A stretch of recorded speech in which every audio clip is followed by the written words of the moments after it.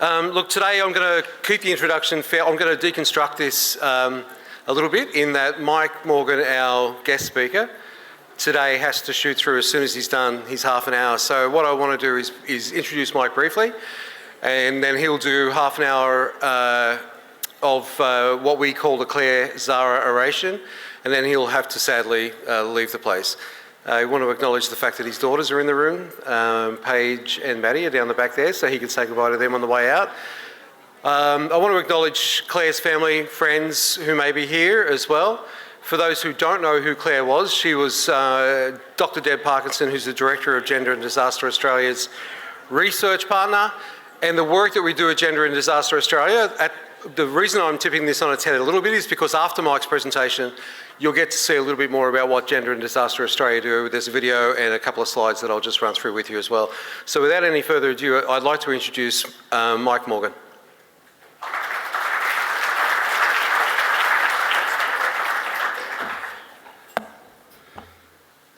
Good afternoon, everyone. Look, I just start with acknowledging that I'm very honoured to be here today presenting the 9th Clair Zara Oration. And I'd like to thank two incredible advocates for equality, diversity and inclusion in Dr. Deb Parkinson and Steve O'Malley for inviting me to speak this afternoon. So I welcome any of Claire's family or friends that are present today. Also, I'd like to acknowledge the traditional owners of the lands that we meet on today and pay my respects to elders past, present and any Aboriginal or Torres Strait Islander people present today. Look, it gives me a great deal of pleasure to be here presenting as the Chief Officer and Chief Executive Officer of the South Australian Metropolitan Fire Service. Also, when I'm not doing that, I'm a member of Gender and Disaster Australia, so GADOS on the Advisory Committee. So I'll just repeat a few little things that Steve did mention, but I think it's important to give you an overview of GADOS.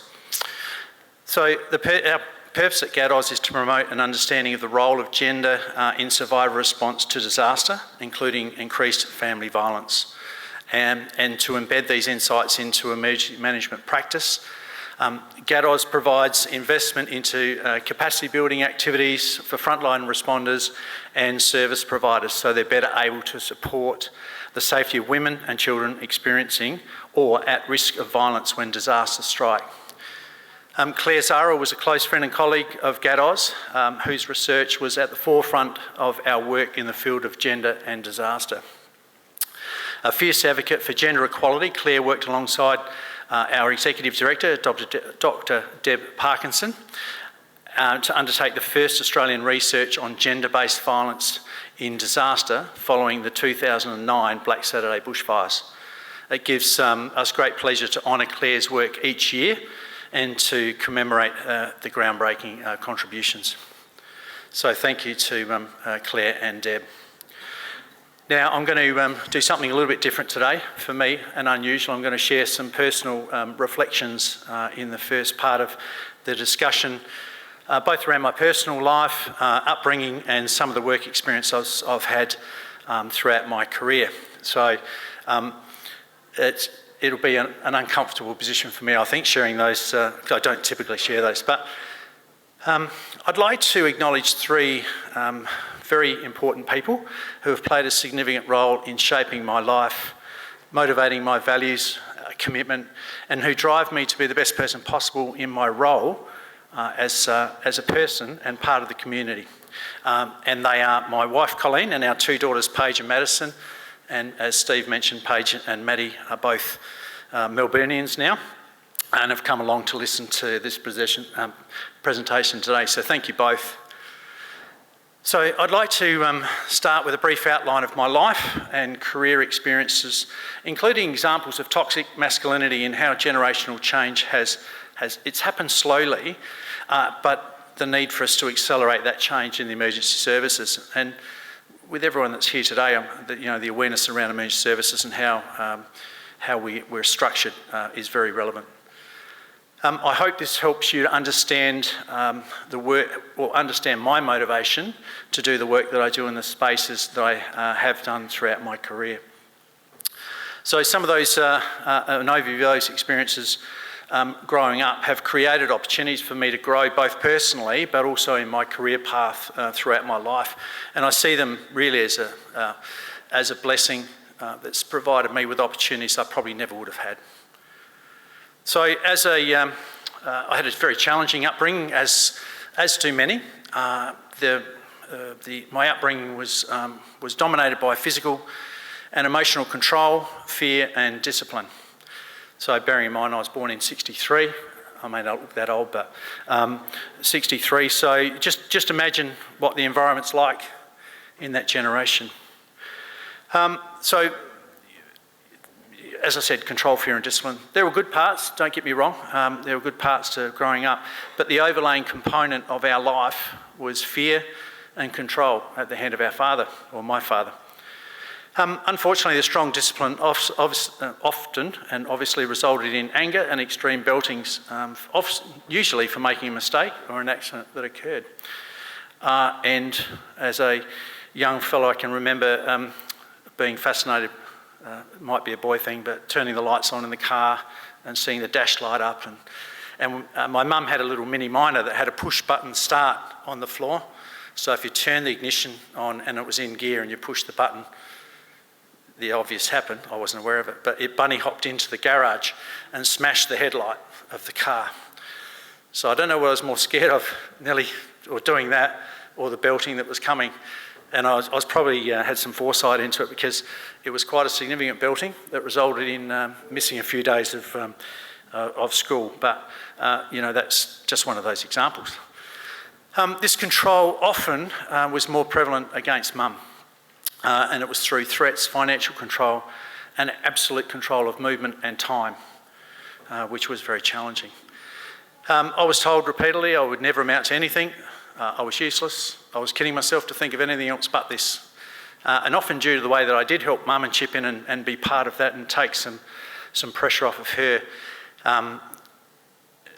because I didn't want to get her in any more trouble. I was often told that I was soft, and I hope I don't offend anyone here, but because of that softness, examples, I was told that I was, I'm more than likely going to be gay. So you can imagine 11 or 12 years old thinking you're doing the right thing.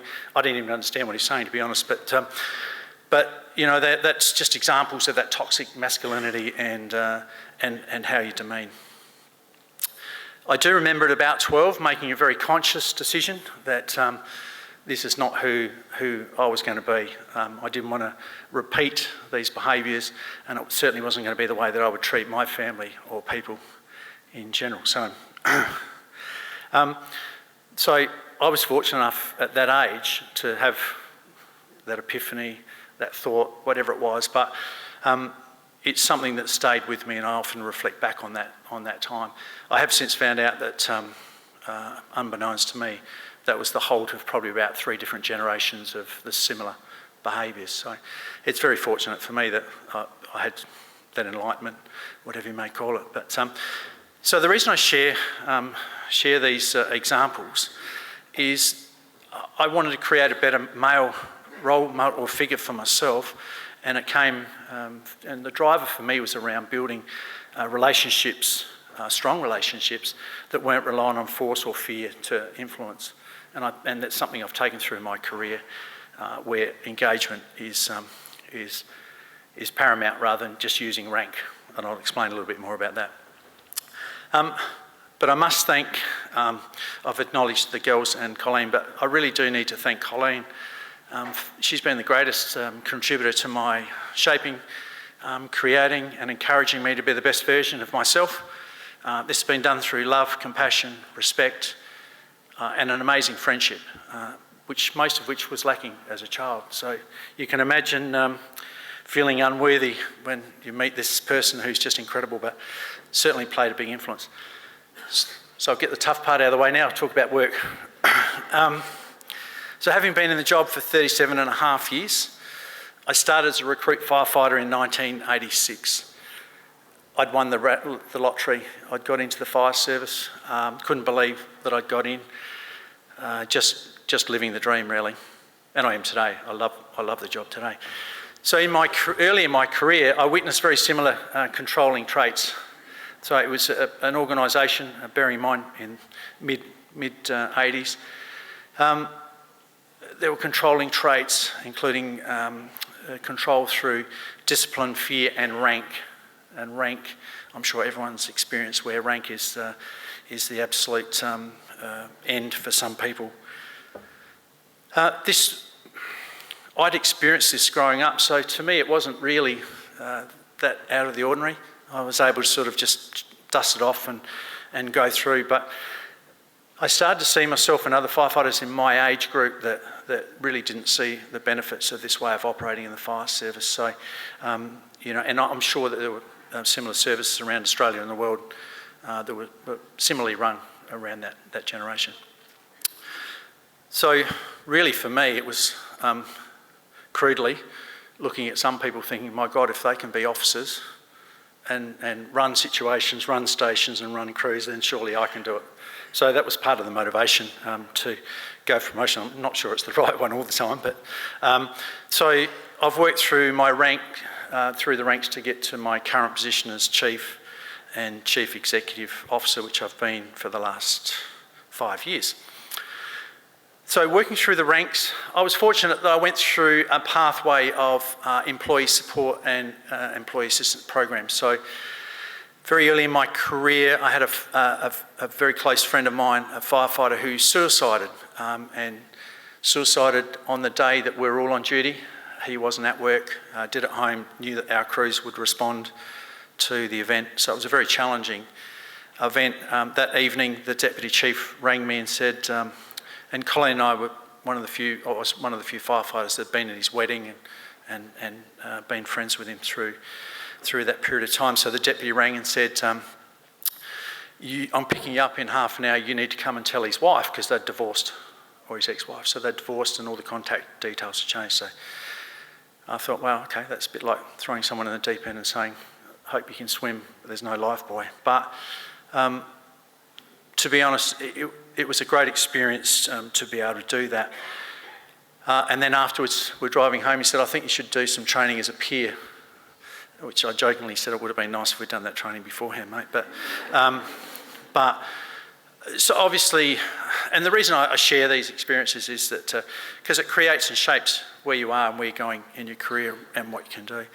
So I did go on to become a peer. I then became the Employee Support Coordinator for the Fire Service, which effectively runs the welfare programs, EAP programs. Which I really enjoyed. I relished being involved in helping firefighters. And it sounds odd, but it's really an honour to be able to be working with firefighters that are dying in their last days, supporting families, supporting firefighters, supporting crews, and of course through many other challenges. But so I really did enjoy that. But as a leader, as a chief, it's really created that humanistic leadership, if that makes sense. So when you're making decisions and you're looking at things, you're really looking at it from a different lens. And that's nothing against the other career paths through the fire service. They're all very important and valuable. But I feel really privileged to have that opportunity. So I must have been reasonably good at it, because every time I got promoted, it got transferred to my department. So all the way up to Deputy Chief. But I still have a very strong oversight of the role that they play. I'm very passionate about it.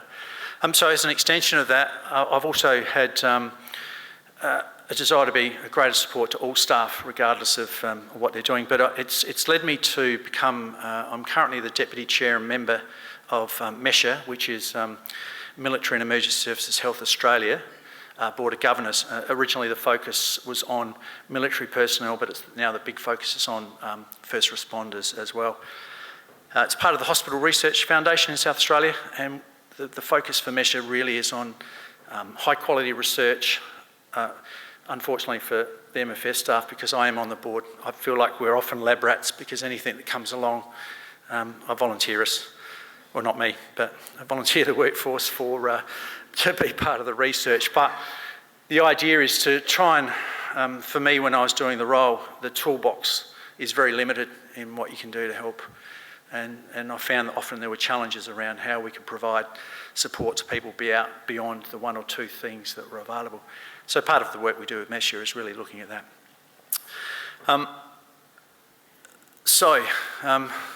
Through my career, I've seen significant change, or I've seen change. I shouldn't say significant. There's been change, but we often joke about the fact that it's glacial, and it is sometimes very frustrating. But we're seeing a change now in our firefighters that, some of the masculinity and the stuff that I was dealing with as a young fire we're chipping away at it. We're starting to see a change.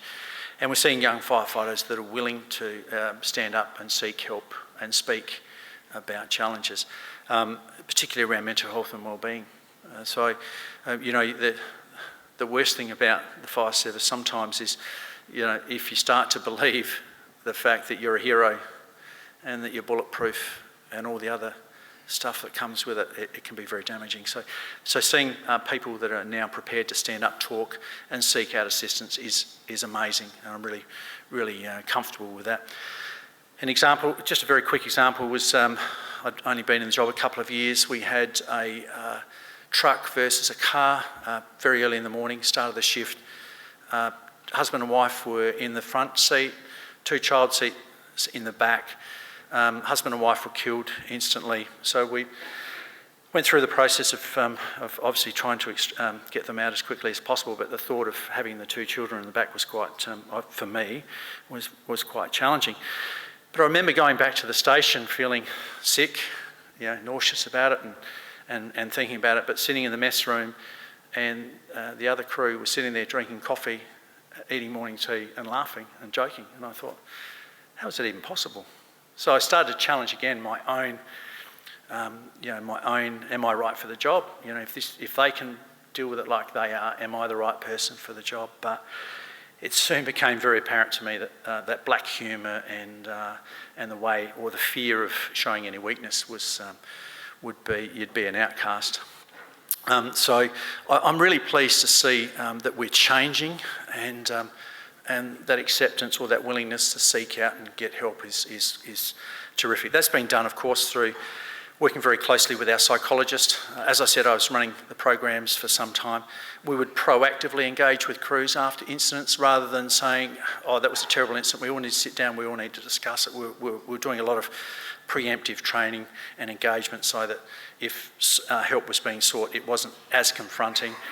And typically what we're doing is each staff member would have 10 minutes with a psychologist in a different area, different room, and we're finding that 1 in 4 were presenting with some issue, but most of it wasn't about the fire service, it wasn't the challenges, it was all the other challenges we face in life. So we're seeing some real benefits because we're able to get some early help to people.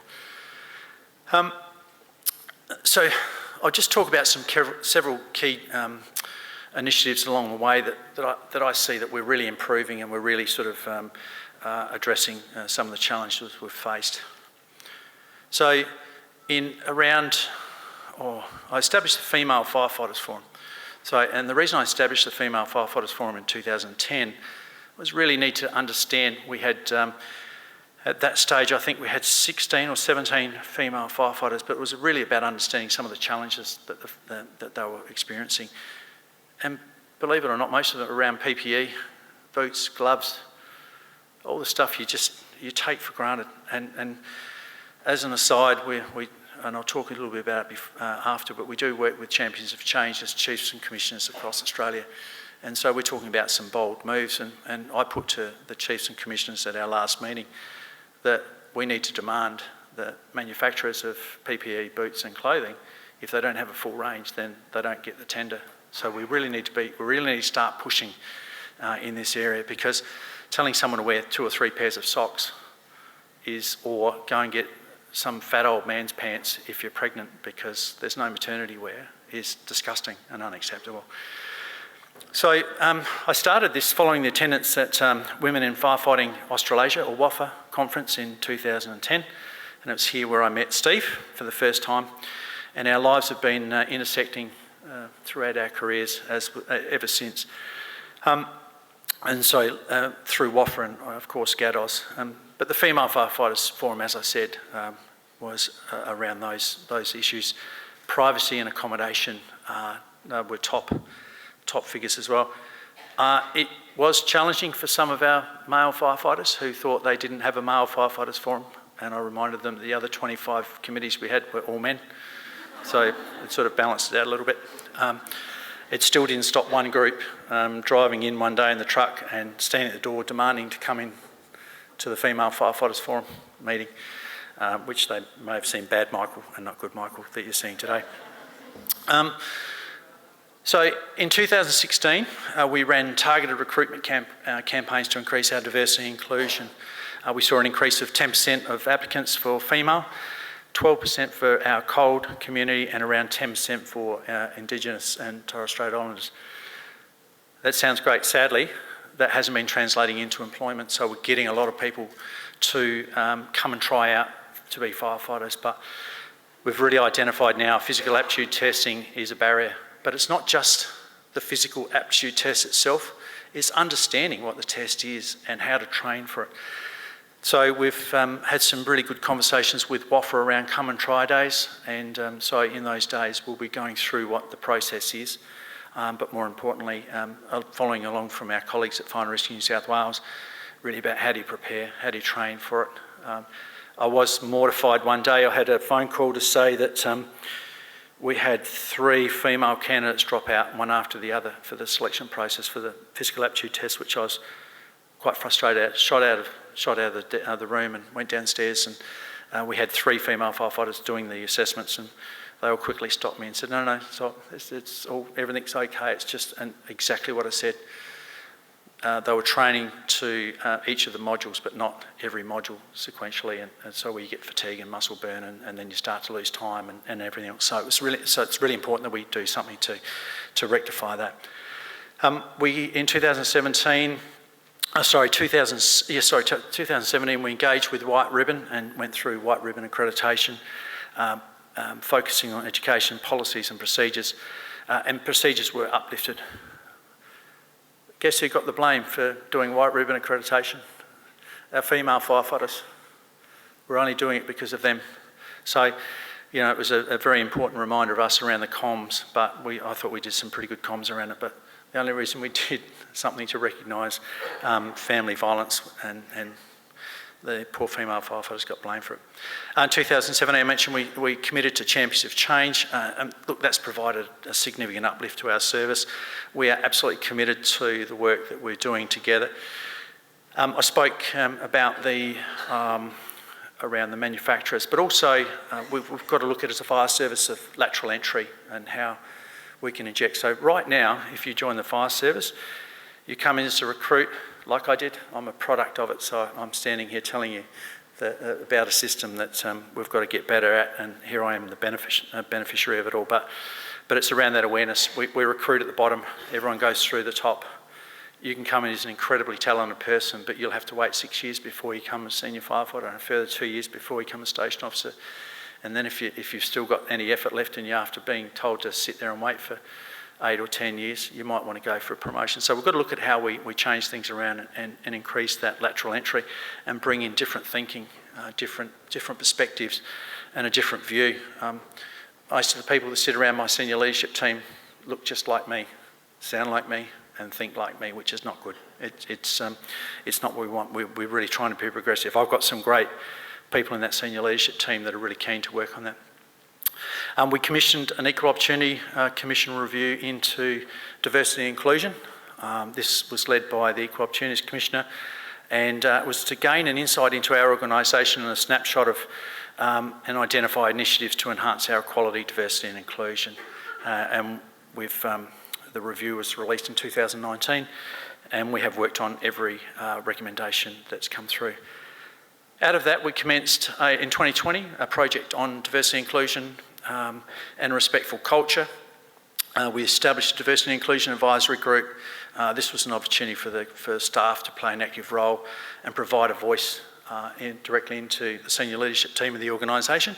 In then 2020, we released the Cultural and Diversity Plan 2021 to 2024. 2022, a respectful behaviour policy and process, because we realised that behaviour is a fundamental part of being a more diverse, inclusive and safe culture.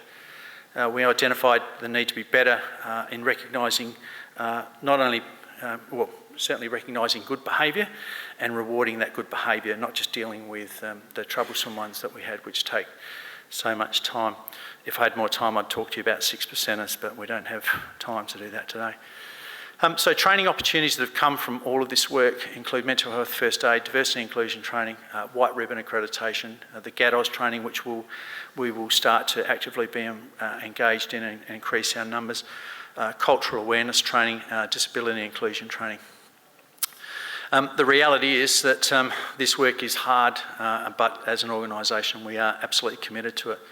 So really for the future, and this is probably the key thing, the generational changes across the emergency services throughout Australia will provide us with an opportunity to accelerate those changes in equity, diversity, inclusion and cultures. In my organisation alone, in the next 5 years, 1/3 of the workforce will leave. So the next 5 years is the absolutely prime time for us as an organisation to see some real shifts and accelerated shifts. So, from that we'll create a modern workforce, and the culture should reflect community expectations. In the past we've been able to create our own expectations and culture without necessarily looking too far out. So we'll actively be looking at our recruitment processes, and we've made a commitment to that in our work that we're doing right now. So also work that we are undertaking will be through the Diversity and Inclusion Commitment Champions of Change. I mentioned WAFA. Bronnie spoke earlier about Girls on Fire, and Bronnie, I'm not sure if you're in the room, but through your presentation I sent a text saying, please tell me that we've contacted Bronnie about doing a Girls on Fire session, which is a commitment we've made as an organisation. So love to work with Bronnie. Also looking at the Geo Foundation, Goods O'Loughlin Foundation, and working with First Nations people around education and awareness, and looking how we can increase that. So lateral entry I've spoken about. We just need to inject more diverse people into it. I've mentioned about the coming through from the ranks. So over the past 6 months, it's been really exciting. Our strategic plan had expired, and it would have been easy to change some of the targets and measures in there and just republish it for another 5 years. But we made the bold decision to go and really review the whole strategic plan, which we've done. We've included external stakeholders, which include the emergency services sector, government agencies and external business units as well. It's really important that we got them, each of those groups in, and I sat down with them at the start of each session and said, we want everyone to be honest. We want to understand what you think, or who you think we are, what we do for the community, but more importantly, what are your expectations? And the feedback was just amazing. It was terrific to get that feedback. We did internal stakeholder engagement, and we had some really strong feedback, of course. So, as we, sorry, I'll just read an excerpt from the strategic plan that's being released at the printers this week, actually. And so, as we chart our course for the future, we remain committed to fostering an environment that values diversity, inclusion and belonging.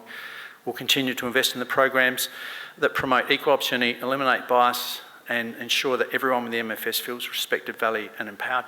I think it's important to have a statement like that right up the front of the strategic plan. It sets a pretty clear direction for where we're going. So in closing, and I do apologise, I have to fly to New Zealand this evening to do a review of the Loafers Lodge hostel fire with multiple fatalities. So I would love to have been able to stay and have some questions. But look, in closing, I'm confident that we'll see significant change in the emergency service over the next 5 years that will create more diverse workforces and will be inclusive of all representation or representatives of the community. I think it's really important that we need to reflect the community that we serve and not just select the few people that think that they fit the perfect criteria. Don't get me wrong, we've got some incredible firefighters, but we need to broaden that. We need to get the mix and culture right in the emergency services. We'll have a better interaction and understanding of the community, and in that we'll be able to challenge some stereotypical norms.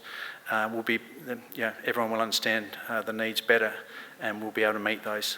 But thank you very much for the opportunity to speak today, and I do have to leave, but probably, is there any time for one or two questions if there's any? Yeah, so I'm not sure if there's any questions, but I'd be happy to take any questions at all.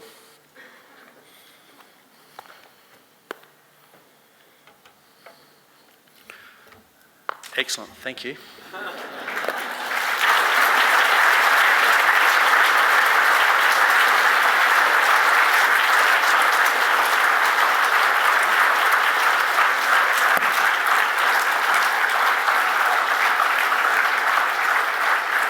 Thank you, Mike.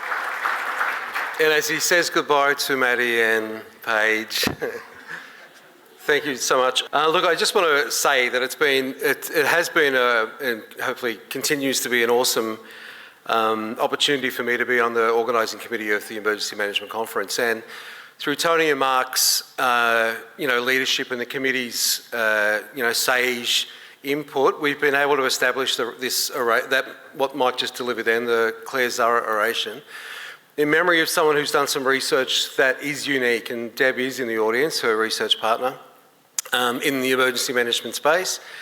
And so once again, reiterate the fact that unlike other conferences, I'm not going to name any conferences, but okay, so I'll put this in more succinctly.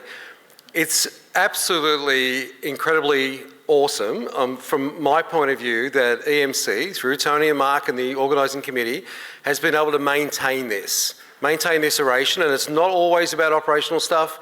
It is a little bit about diversity and inclusion. It's certainly around gender.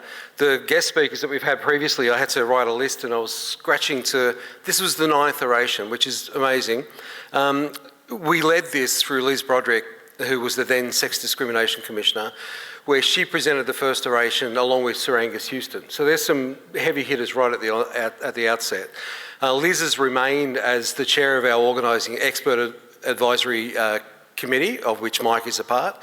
Then we have representation from every state and territory on that expert advisory committee. And that is once again testament to the work of Claire and Deb and the research that underpins everything we do. And there's a key word there about underpinning the work that we do, because this is based on evidence and it's based on research.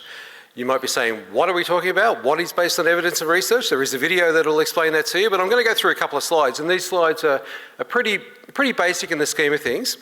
And hopefully you can read them from where you are. Otherwise I'll have to I have got my screen in front of me, what am I saying? Basically what this does is it's a summation of the effects on men and women during and post the disaster. Unashamedly, Deb and Claire set out to do this research, auspiced by women's health service providers, to look at the increase in family violence, the increase in violence against women more specifically. So it was, looking at heterosexual relationships primarily. What happened what came out of that research, and once again paraphrasing in front of the boss isn't always a good look, but I'm going to do it, was that we knew that there was going to be an increase in family violence. We knew there was going to be an increase, that women's safety was absolutely going to be in jeopardy. We know that men's reactions and men's behaviours after incidents like those major disasters is going to be amplified. We know that there are cases that are prosecuted through media, and when I say prosecuted, I mean the way that media reports on disasters, that actually does inflame that and exacerbate what Mike mentioned about that hero narrative. The fact that we should be stoic, we should be tough, we should suck it up, we should get on with our job. And there's an inherent danger in that, and that's what the research found. Clicker. The way he tells it was the first iteration of the research launched International Women's Day, and I remember that specifically because I'm always looking for something to do on International Women's Day, and this was in 2012. So it took Deb and Claire, the best part of a year to get into these bushfire affected areas. And when I just reminded myself once again that we, bearing in mind we're at 2023 and our disasters are becoming more severe and more long-lasting, that it's not lost to me that we can replace the word fire with the word flood as another disaster, because that's what we've been able to do. We've been in Lismore numerous occasions this year, training community and speaking to people that have been affected by that disaster. So disaster by another name, flood and fire. So you can replace certain words in the research initially. So this is what the researchers found. The way he tells it is interesting, because as Deb and Claire found when they had discussions with men and women in bushfire-affected Victoria, the way that he was telling his story was diametrically opposed to the way that she was telling her story. And there were two versions of events.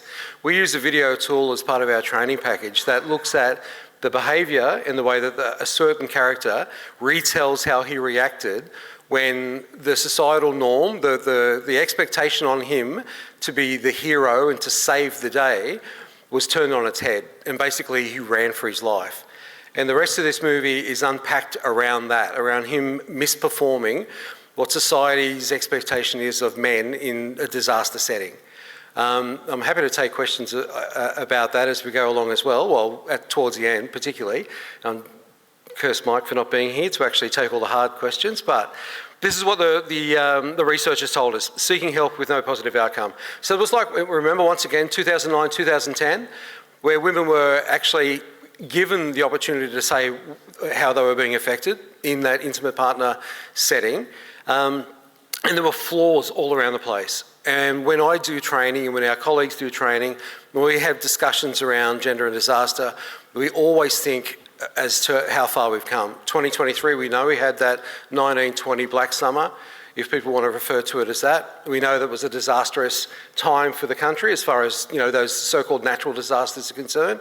Then we wonder just how far we've come. We know that there was an overlay there, that no sooner had that event, that those 1925s finished, that COVID kicked in. And we were able to actually speak of COVID as another disaster, just a disaster by another name, because the similarities in the way that we reacted throughout COVID were, well, there is a particular Venn diagram that I didn't include that has a crossover of bushfire and COVID effects. And it's remarkable that the similarities are indeed quite palpable when it comes to gender, when you consider gender in those two disasters. And certainly flood and fire measure up exactly the same. Health professionals failing to follow up the initial conversations and a willingness to just drop the issue. So basically telling women who are saying that they were victims of violence that they should just get on with it. Consider what he's been through rather than what you've been through. This is a blip on the radar. There'll be a realignment, things will be resettled, and you'll be able to get on with your life. Think about the stresses that he's gone through. I understand that the continuum has women, the prevention, preparedness, response and recovery, what was the R word? Response and recovery continuum has men and women right across it. But I would argue that response is predominantly men and recovery is predominantly women. I don't think that can necessarily be argued. And the theme around what Deb and Claire heard was around the fact that you should be forgiving whatever you went through and just looking forward to when the dust settles, so to speak. The last line there about the police not following their own code of conduct was pretty palpable when you think about it. We know the police are in the media quite often now, as in some circumstances perpetrators of family violence as well, and they do have a code of conduct they have to follow, and they need to be able to follow up disclosure. They need to be trained in how to follow up disclosure and actually come to an outcome that is going to be favourable to the victim and also the perpetrator in a roundabout sort of way, which is another discussion. Forgive me. So that's a little bit about, that's the first part of the research from Deb and Claire. The Men on Black Saturday basically was launched pretty soon after the other in 2013. For a women's health service provider to actually look at the effects on men in this sort of setting around disaster setting was unique, to say the least. There had been work done in the Northern Hemisphere around the fallout from Hurricane Katrina and earthquake in Haiti and other disasters in Haiti, but no work of this type in the Southern Hemisphere. So this was looking specifically at the increase in family violence, absolutely, and that's what sort of captured my imagination and my attention early days. But it became pretty quickly apparent that this was as much about the men as it was about the women. And for women's health to be actually to be in that space was a huge thing and quite unique in the scheme of things as well. So, if people are sort of saying, the discussions that we have when we do the training, there's a lot of, folded arms and men who are looking at us as if to say, are you saying that I'm violent? Are you saying that all firefighters are violent? What are you trying to say? What we're trying to say is that the expectations, the gendered expectations in and around disasters is complex, but we tend to default to the gendered stereotype we do. And then once again, that's being stoic, suck it up, get on with your job, don't reach out for help, as Mike alluded to before. And the value and the benefits that he's had through being a peer support person and now at the chief of an organisation. He is an incredible guy that actually walks the talk. He is in this space wholly, and I've heard a lot of virtue signalling and a lot of messaging in and around this sort of work from leaders in the sector, and quite often they're nowhere to be seen after a period of time. He's someone that's doing some incredible work, and he's underpinned it here by naming Bronnie McIntosh, who with me was on the board of WAFA, the Women in Firefighting Australasia, for a period of time.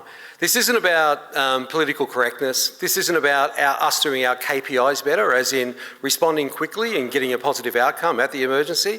This is about culture change in a roundabout sort of way as well. Actually, not even roundabout. In a direct way, this is about the cultures that our emergency management sector has as its status quo.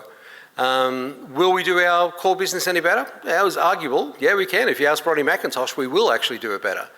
Does it change our culture? Will it change our culture? It's problematic. It'll have its trials and tribulations, as Mike said. Who would have thought going for white ribbon accreditation to prevent violence against women and children, would have a backlash where the women are blamed for actually trying to be in that space? So that's the sort of psyche that sort of runs through male-dominated organisations as well. I'm a white heterosexual man in a uniform, and I say often, with that comes inherent privileges and entitlements that other people just don't have. And I know the culture, and I've been in it for 35 years as well, and I've enjoyed every minute of it, but we need to be able to tweak it so we contemporise and we move forward with gender as our focus, in actual fact. The conversations change in a mess room. And I got in trouble once off a fierce feminist, of which Claire was, for saying that. And she said, so the conversations, how does that change? Just by virtue of us being in the room, our gender being in the room? And I said, well, I'm sorry, it's true, they do. Once we're having conversations about primarily sport and what we've done, throughout the course of the week on our other jobs or with our sort of families while they were playing sport, they absolutely have changed over the duration, where men are more prepared to talk about things that were a lot less likely to be spoken about in a fire station. And I'm only speaking from a fire perspective. What Deb and Claire found when they spoke to men was, actually one of the salient points that was in that last slide that I didn't mention, was the fact that a lot of women retracted their conversations with, well, not a lot, but a number of women, with Deb and Claire based on the fact that they may have been identified. There was one particular First Nations woman who would have spoken, who did speak, but de-identified because she would have been identified straight away. So that's indicative of the risks and the stresses that people were going through in and around that disaster while Claire and Deb were giving them a voice. They found that if you gave men a safe space and some time, they were prepared to talk about their experiences as well. Not just the good ones, but the bad ones. There was a sense that if you were to give an empathic ear to men, to the responders, that they would actually speak about their experiences. So what they heard, once again, is in Deb's head, and unfortunately Claire's no longer here to be able to relay it to you personally, but to me it really does underpin the attitudinal sort of stuff that our sector goes through. And that's societal. One of the main drivers of violence against women, and you hear it all the time about equality. Absolutely. In our sector, where equalities it's aspirational at best. We can talk about equity. We're never going to have equal numbers in our responders. No, I know. And we won't have equal numbers in our recoverers either. But we can talk around equity, using equity as the lens that we look at, and gender underpinning that. So what the researchers, what Deb and Claire found was that, Seeking Help, the guys were sort of saying to a person that, how am I going to be assured that there's going to be a positive outcome from this? Now, speaking is one thing, actually putting things into an action and seeking help at the next level is a whole different thing altogether. But they weren't going in there offering psychological help. They were going in there giving men a voice to actually say that they needed help and then to refer them accordingly. It's a disclosure scenario, absolutely. There was a lot of forgiving the violence in and around the conversations that Deb and Claire had as well, based on what those guys had been through in the response, based on the stresses that they felt, and based on the fact that they were quite often asked to leave family, their home, their community, their friends, and go and support another community. I don't mind differentiating between the volunteer brigades or the volunteer men and women in disasters and career or paid people in disasters as well. Not one better than the other. It is different, one to the other. Volunteers, as I said before, leave their community quite often to go and help another community. They actually leave their family and friends quite often. And when they come back, if they're lucky enough still to have a house or still to have a job, well, so be it. But they're the risks that they undertake to actually respond is different, not better or worse, but different to the career services that I know and that I've served with. I come back, mental health first aid training, any amount of clinical support. We have sick leave and annual leave. We have all sorts of leave that we can actually take for our mental health. Where a volunteer, if they reach out for help, and this is what Deb and Claire found, there's quite often a scenario where they can be penalised for that. You know, keep this guy away from the trucks because he's showing a weakness. You know, if he's got a specialist ticket in rescue, say for instance, or recovery, they might say, no, look, he's showing vulnerability, that's not a good fit for what we need. And that's what the stereotype tells us. As I said before, the code of conduct was one thing altogether about police, but small communities as well in these scenarios was problematic because, you know, a friend of someone who was being violent may well forgive the mate who was, you know, because he's a good guy. Good guy scenarios would have come up all the time, absolutely. And it still sort of does from my point of view. Employment issues, well, that goes to a volunteer that leaves his workplace or her workplace who might not come back because, you know, the employer might say, you know, what happens next time? You know, I need you here, so where's the assurity? So there is a risk in leaving one's workplace to go and respond. This wasn't just about intimate partner violence or domestic violence as well. It was also about community violence, about violence that, you know, a man would perpetrate against another guy just based on the fact that, you know, they weren't getting on and they weren't reaching out for help. It was also about violence against themselves. Mike mentioned, and we know that if that did trigger anyone to want to talk to someone, well, we know that there will be people here, I'm pretty sure at this conference, who will be willing to speak to someone who might want to talk about, you know, concepts and, you know, notions of suicide and, you know, conversations around suicide. He mentioned it. He mentioned that, you know, the occurrence that really changed his way of thinking around a fire station.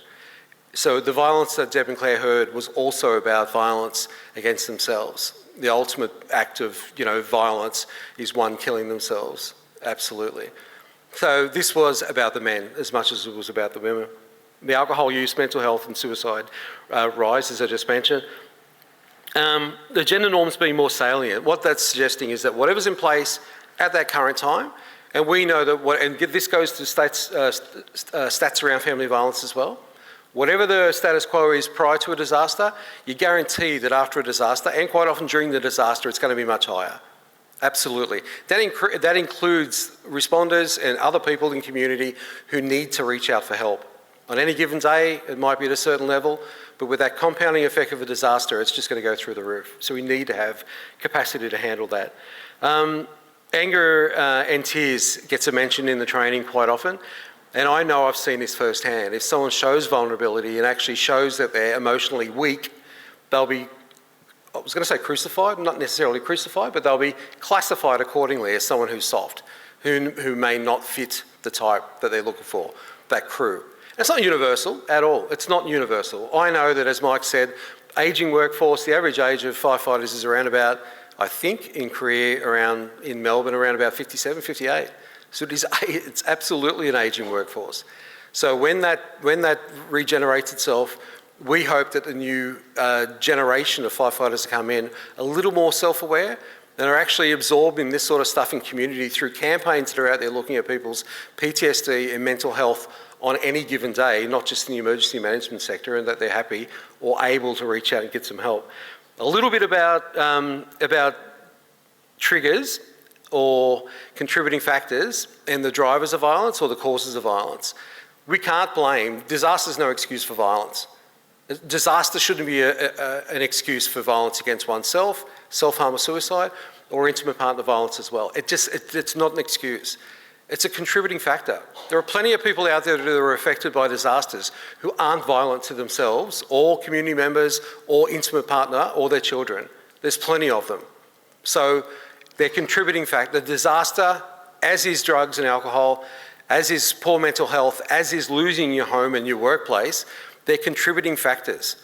And men particularly need to know that. Given our suicide rates in the country, in Australia, men need to know that there are contributing factors, that if they reach out and start to discuss those contributing factors, they may be able to change the way that they're reacting accordingly, if that makes sense. The acceptance of anger and tears, yeah, it's a classic.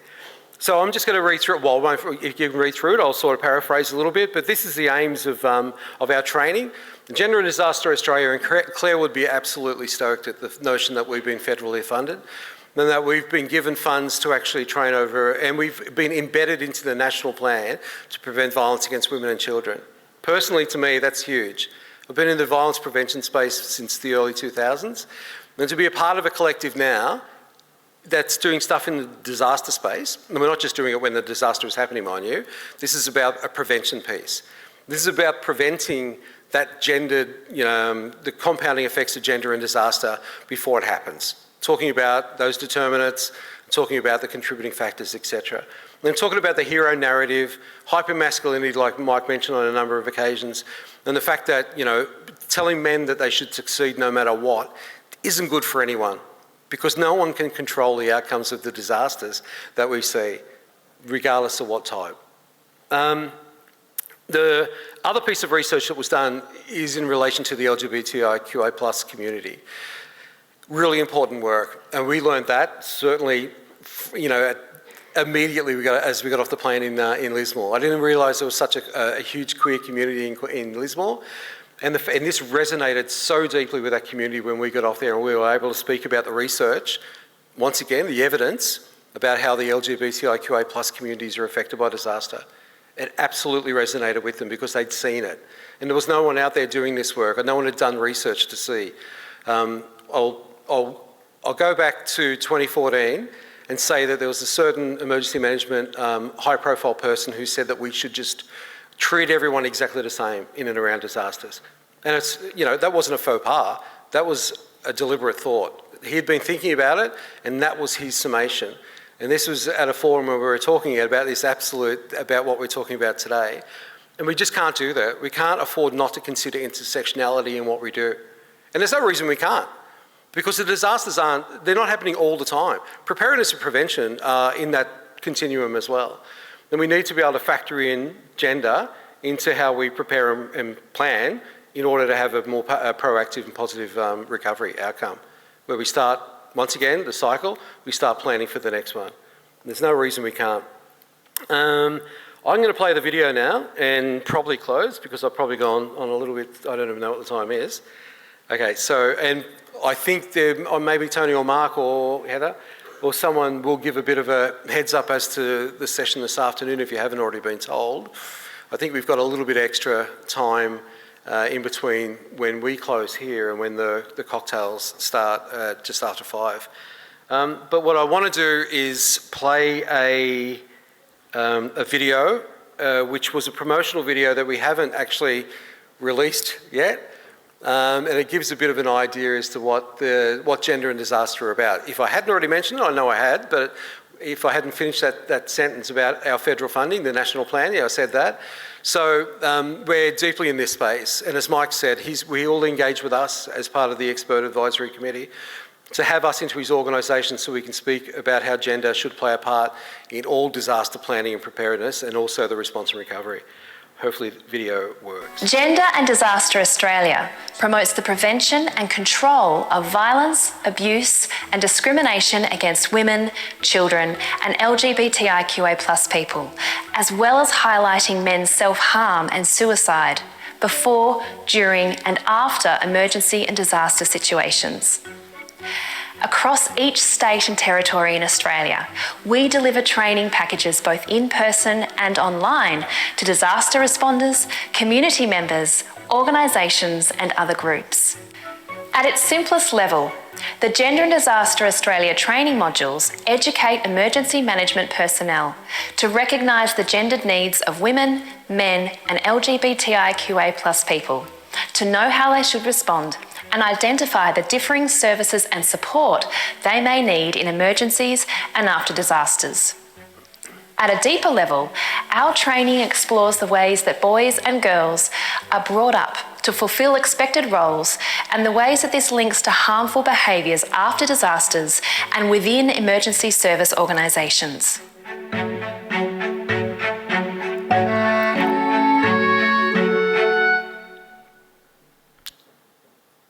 That's what I said. Look, I'm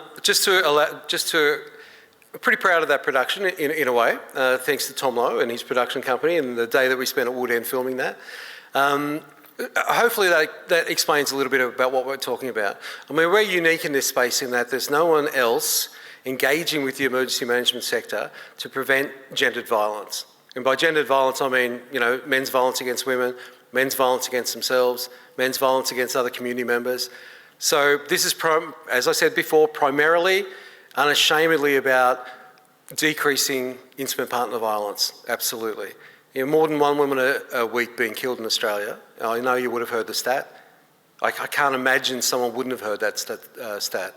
So this is what we're, and being featured in that national plan, this gives us a privileged place to be because Department of Social Services federally have funded us to train this, and we train now in every state and territory. We haven't trained every organisation at every state and territory. We lean heavily into local government. We lean heavily into violence prevention services. But we want to lean even more heavily into the male-dominated organisations that are out there as part of the response phase of emergency management. Because I think that's where this really resonates. And, you know, you can be absolutely be challenged by it. We need people to be challenged, but we need people to actually understand that the drivers of violence against women is gender inequality, and it's something that's absolutely preventable. And what we do in Gender and Disaster Australia is we approach this as a prevention piece, absolutely. The response, there's any amount of organisations out there that are in that, that can respond to disaster, but to disclosures of family violence, etc. But we're in this space to actually prevent it. And by preventing it, a quick example is that in a relief or recovery setting, in an evacuation centre, say for instance, if a woman was to disclose to an emergency services worker or someone who was there in a pastoral role or in a caring role, any role, everyone becomes a recovery worker after the event. Well, they need to be able to be assured that that disclosure will go to the right place. And it's not the person being disclosed to fixing it, like fireys tend to have the habit to want to do. It's being able to have the knowledge and the expertise to actually refer it on, because there are plenty of services out there as well that are in this prevention space with us. I just want to once again thank the organising committee, Tony and Mark most specifically. The fact that we've been able to give Clair's work a voice for the last 9 years, and like I said, a stellar lineup of people, an example of which is Mary Barry, who was once the CEO of SES. Mary's one of our frontline trainers now. She was also the CEO of Our Watch, so she's like a unicorn in this space, and we're so happy to have her. The people that have come into this space saying they want to be able to train with us, it's awe-inspiring. And it's a bit nonsensical when I figure I'm the one that's training them. So I just want to thank everyone here today for once again giving us a voice at a conference that should pat itself on the back for its inclusion of diversity and violence prevention, more specifically in this space. Thank you.